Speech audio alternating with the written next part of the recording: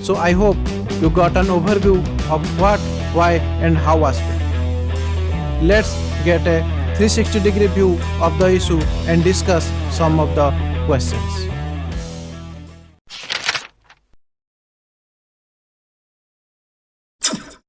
Hello everyone, I am Soumyaranjan Pati. Welcome to Soumya's Diary. Let me discuss with what, how and why aspect. So firstly, the what aspect. In politics, left refers to people having liberal view. However, far more is considered more extreme such as communism, socialism. These are known as left wing. Maoism is a form of communism developed by Mao Zedong. It is a doctrine that advocates state capture through armed insurgency, mass mobilization, and strategic alliance. This process is known as protracted people's war. Here, the central theme is promotion of violence. So, the aim is to overthrow the existing democratic setup, bring mass mobilization, then develop strategic unified front. Front means offshoot of a parent party that provide a shield to the violence activity. Then plan to bring new democratic revolution in India. So I believe that you got an overview of the what aspect. Now let me discuss about the why aspect.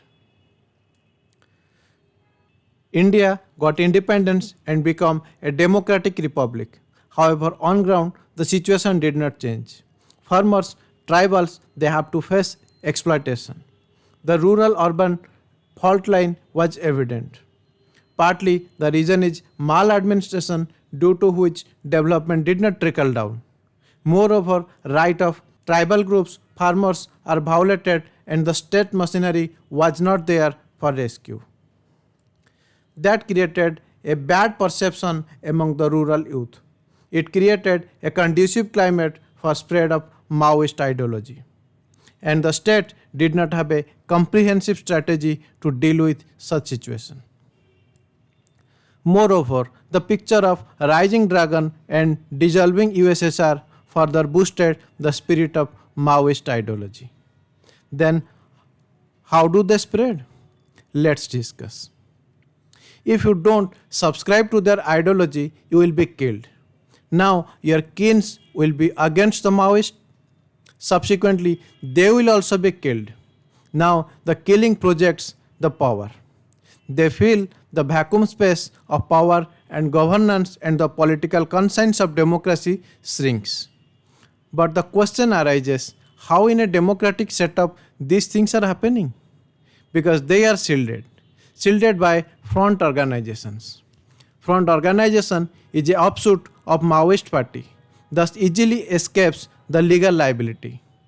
They organize propaganda, recruitment, they raise fund, they provide legal support, and they create an image of tribal displacement, corporate exploitation, and human right violation for the groundwork they carry out. They recruit the child and do the brainwash. The poor people, they spare their girl child to join such groups. Thus, the female participation in the group increases. They attack developmental projects like school, because education brings spirit of inquiry, provides an alternative source of livelihood. So that's a threat to such ideology. Thus, they grow where poverty is there, maladministration is there, and socioeconomic need is there. Sometimes they get support from external forces that are inimical to India. So I hope you got an overview of what, why and how aspect. Let's get a 360-degree view of the issue and discuss some of the questions. Now let's start with the history. In 1925, Communist Party of India was created. It consolidated the presence of communist ideology. It was tied to foreign communist leaders like Stalin. However, due to geopolitical happenings like engagement with Korea, Cold War situation, USSR could not facilitate the ideological Bethlehem of CPI. Thus, CPI aborted Telangana movement. CPIM was created in 1964, which sided China.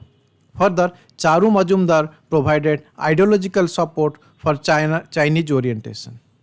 CPIM won the election in Bengal and became a mainstream political party. Still, Naxalbari uprising happened. Thus, another fraction, CPI-ML, was born. It supported Maoist ideology. It was suppressed by operation carried out by Government of India. Insurgency resurfaced in 1990s during the adoption of LPG policy. CPI, CPIM abandoned their struggle and CPI Maoist was declared as a terrorist organization under Unlawful Activities Prevention Act. However, the armed wing of CPI Maoist, that is People's Liberation Guerrilla Army, continued insurgency activity in the infamous Red Corridor area. So let's explore the Red Corridor area. Red Corridor is the region where insurgency activities are visible. The state of Chhattisgarh, Jharkhand, Odisha and Bihar are considered to be severely affected. The states of West Bengal, Maharashtra, Andhra Pradesh are considered to be partially affected, while the states of UP and MP are considered slightly affected. Now let's discuss about the polity.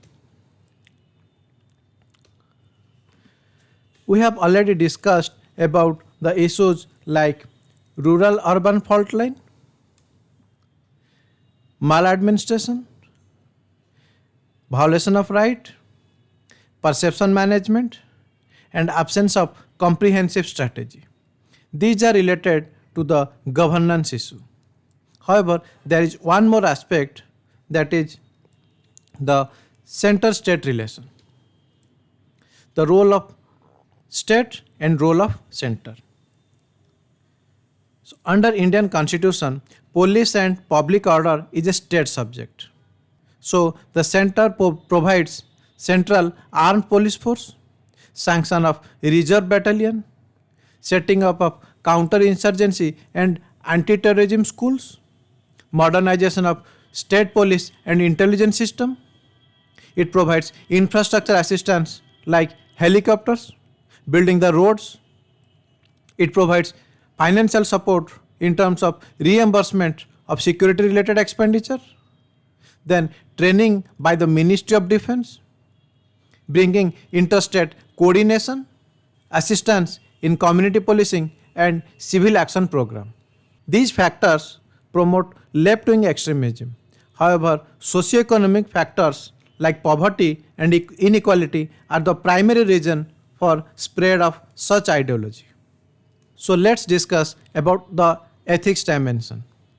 So before coming to the key points, let me tell you that I have already discussed one case study related to this, and that is very important for understanding the application of the principles I will be discussing. So please go through that video. The link will be given in the description box below. Now the primary ethical issues involved are equity, freedom, responsibility, security and peace, unity with diversity, solidarity without dependence, then sustainability. One more dimension is there if there is a question comes regarding the prevention aspect. The case study may come either you are a DM or you are an individual citizen. So how to tackle with it?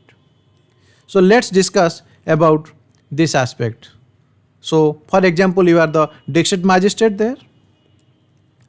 So this is the overall strategy of the Maoist group. So to deal with this, you need to provide security, for example, security to sideline the power vacuum, then security for damage of public property. I mean the protection should be there.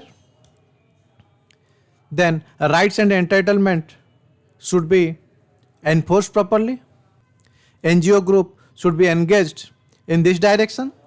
Then developmental project should be carried out without any interruption. So that will build a perception, an image of the government. For front organizations, you need to provide good governance that will bring the clarity of facts. Then through your action, you need to develop the perception and do the perception management. Then you need to promote the national interest through your action. So let's discuss as a citizen. So as a citizen, you need to inform the authority about the damage of public property. You need to condemn the violence in the public media, in public place. So that will deter the image of the front organization. If there is a power vacuum, then you need to inform the authority. You need to learn the propaganda management to understand their strategy. You need to sensitize the rights and entitlements of the common citizen. And you should believe in the nation building process and promote the national interest through your action. So I hope you got an overview of the ethical dimension. So let's discuss the government schemes. The first one is Samadhan Doctrine. S for smart leadership. Smart leadership means there is need of a leader who can keep the group morale high even during the adverse condition. A stands for aggressive strategy. Aggressive strategy means our strategy for such kind of operations are normally reactive. Something happens, then we react. No, we need to have proactive strategy regarding the operations and building of infrastructure. Then motivating and training. Training in learning the local culture, local language, training for efficient use of resources, then motivation for high moral.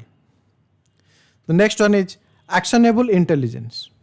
Actionable intelligence means using the surrendered cadre for developing human intelligence, then using of shadow intelligence officers. The next one is dashboard for KPI and KRA. KPI means key performance indicator and KRA means key result area. These are determined by state police force to access preparedness as well as performance. The next one is harnessing technology. Technology is a force multiplier, means it enhances your capability. Thus, UAV, high resolution camera, GPS tracking, satellite images, these can be useful for prevention of the insurgency and commission of operations. Then we need to develop action plan for each front. The final is no access to financing. By choking finance, we can outthink and outmaneuver the Maoist group. So that is the best strategy. Now let's discuss some of the other government schemes. So we have a national strategy to counter left-wing extremism. Then we have security-related expenditure scheme. We have surrender and rehabilitation policy. So the states has to do all these expenditures. So these expenditures will be reimbursed by the center. Then there are special central assistance. Then there is assistance for central agencies for LWE management. Assistance to the central agencies like CAPF, IAF for strengthening infrastructure and hiring charges of helicopter will be given by the center. Then we have civic action program. Under these, civic activities are carried out by the central agencies. For example, they can involve themselves in the welfare activities of the local population, so that will increase the personal interaction, that will build a positive image. Then we have media plan. So this is to counter the luring of innocent tribals. There are certain activities like tribal youth exchange program, radio jingles, documentaries, they are done to counter the luring activities of Maoist group.